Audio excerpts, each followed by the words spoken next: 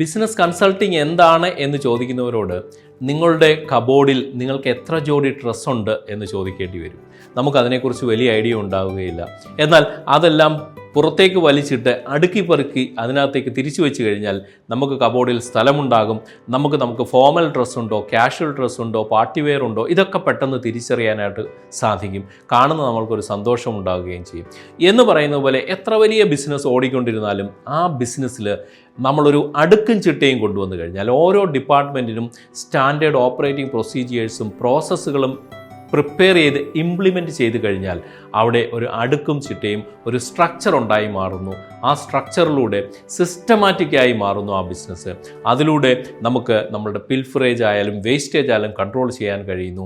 Maximum റിസോഴ്സിൻ്റെ utilisation സാധ്യമാകുന്നു.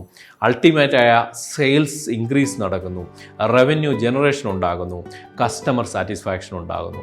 അപ്പോൾ നമ്മളുടെ കുമിഞ്ഞുകൂടി കിടക്കുന്ന ആ ഒരു കബോർഡ് അടുക്കിപ്പറക്കി സിസ്റ്റമാക്കി മാറ്റി എടുക്കുന്നതിൻ്റെ അതേ രൂപം നിങ്ങളുടെ ബിസിനസ്സിൽ ചെയ്തു വെക്കുമ്പോൾ അതിനെ ബിസിനസ് കൺസൾട്ടിംഗ് എന്ന് പറയുന്നു. Of course this include proper mentoring and guidance for the management and employee training and development, അതിലൂടെയുള്ള ഇംപ്ലിമെൻറ്റേഷൻ ആസ് വെൽ.